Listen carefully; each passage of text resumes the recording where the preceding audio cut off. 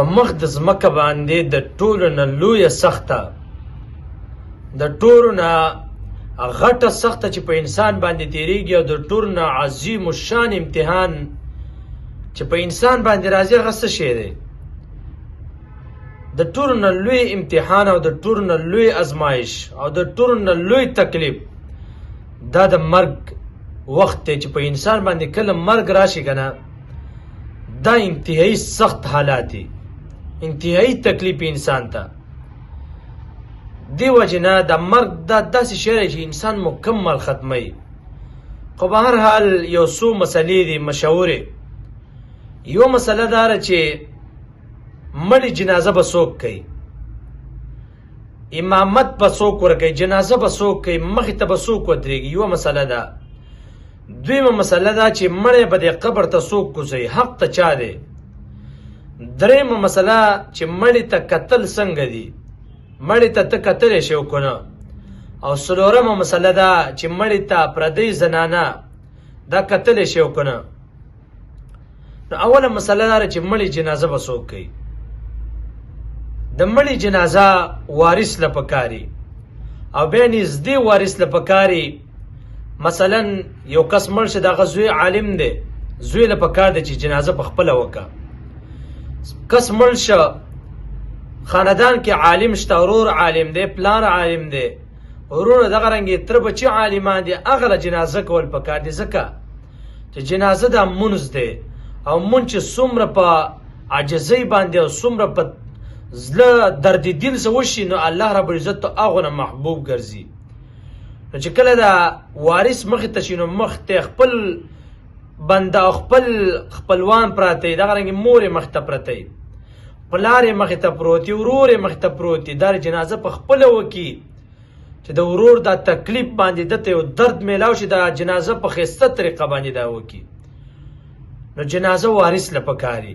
خو چې خاندان کې عالم نه عام انسان هم جنازه کولی شي، ورور دې مخې ته چې جنازه دې وکړي. خو لیکن زمونږ مسلماني دا داسې حد ته رسېدلې ده چې جنازه سړي ته نه یاده، طریقه باندې نه پوهېږي، نو کوي بیا څنګه؟ نو اوله مسله دا چې خپل وارث ته جنازه وکړي. دویمه مسله دا چې د قبر ته به دا مړی څوک کوزوي. نو قبر ته مړی کوزول دا د وارث کار دی. په دې دور کې دا ډیوټي عالم اخیستې ده، امام اخیستې. امام له نه دی پکار چې ته پردي مړی قبر ته کوزوه، دا ټیکي امام له نه دی پکار، ځان ښودل امام له نه دی پکار چې ته پردی مړی قبر ته کوزوه. وارث له پکار دی چې دا مړی په دې قبر کې کیږي په خپل لاسو باندې چې یو تکلیف دی وارث مې چې ګوره سبب ما باندې دا لمبر را روان دی، سبب ما باندې داسې حالات سبا را روان دي. نو دې وارث له پکار دی چې خپل مړی په خپله باندې په قبر کې دفن کې په خپله باندې کیږي. درېیمه مسله چې مړي ته کتل جایز دی او که نه. نو دا په یو وخت کې اختلافي مسله وه چې مړي ته به نه ګورې، مړي ته کتل ګناه ده او مخ په له نه ښکاره کې او دا. لیکن په دې دور کې هغه مسله ختمه ده، اتفاقا مړي ته کتل دا جایز دي چې مړي ته ته وګورې نو تا ته هم خپل مرګ رایاد شي. او جناب نبی کریم صلی الله علیه وسلم نه ډېر شاپېرې ډېر احادیث مبارکه روایت دي چې پیغمبر علیه الصلاة والسلام رالی او عثمان ابن مسعود صاحب ته وکتل، نبی کریم علیه الصلاة والسلام وم جړل. ډېر چې مړي داسې دي چې هغه ته پیغمبر اسلام کتلی دي، لکه څنګه چې نبی کریم علیه الصلاة والسلام د دنیا نه رحلت وکړه، ابوبکر صدیق صاحب رالی او ښکل یې که په تندي باندې، ابوبکر صدیق صاحب ته وکتل، عمر صاحب ته کتلی دي، نور صحابه جناب نبی کریم صلی الله علیه وسلم مخ مبارک لیدلی. نو دا مسله اتفاقی ده نن سبا. څلورمه مسله دا چې پردۍ ښځې، نامحرمه ښځه دا خو د مړي خواته ناست دی، خو داسې زنانه چې هغې سره د دا مړي نکاح کېدله په ژوندانه باندې، نو آیا داسې زنانه ته جایز دی چې د مړي ته وګوري؟ نو دا مسله داسې ده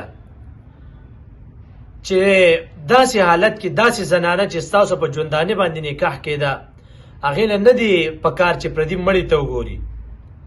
لاړ شي او پردي سړي ته ناست سړی مړی او دا ته ناست دی هلته سر ته ژاړي او محاسن یې بیانوي او دا ته ګوري بیا چې په لار باندې را روان دا خبرې هم کوي وایي دا ډېر ښه انسان و دا داسې و دا مکمل ناجایز دي.